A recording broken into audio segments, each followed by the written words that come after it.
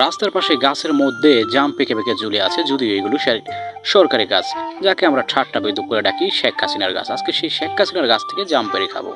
তো এখানে আমার এক বন্ধুকে উঠানোর চেষ্টা করছি, দেখি সে উঠতে পারে কিনা। যদিও সে কোনোদিন গাছে উঠেনি, তাকে ধাক্কা দিয়ে উপরে উঠার চেষ্টা করছিলাম কিন্তু উঠতে পারেনি।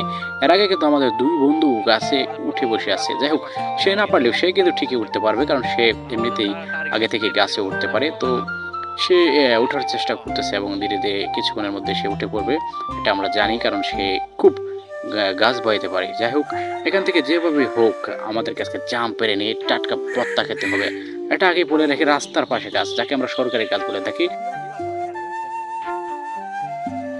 তো গাছের নিচে পড়ে থাকে, তো সেগুলো হয়তো অনেকে খায় এবং রাস্তার পাশ দিয়ে যদি কেউ যায় সে তারাও ডিল মারে। তো জামগুলো দেখতে পাই আসলে খুবই সুন্দর একদম। এটাকে বলে আমাদের গ্রাম্য ভাষায় মহিষা জাম, এটা দেশি জাম না। তো একে একে আমাদের তিনজন বন্ধু গাছে উঠে পড়লো এবং তারা জাম পাড়া শুরু করলো। তো এই দেখেন আমার শরীরে একদম কয়েকটা ফেলে দিচ্ছে, উপর থেকে কিছু জাম তারা দিচ্ছে যাতে খেতে পারি।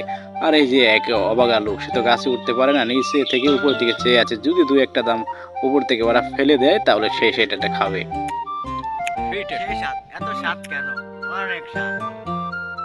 আমাদের সেই কাঙ্ক্ষিত জাম আমরা অনেক কষ্ট করে ফেলেছি, এখন এটা দিয়ে আমরা ভর্তা খাবো, ভর্তা।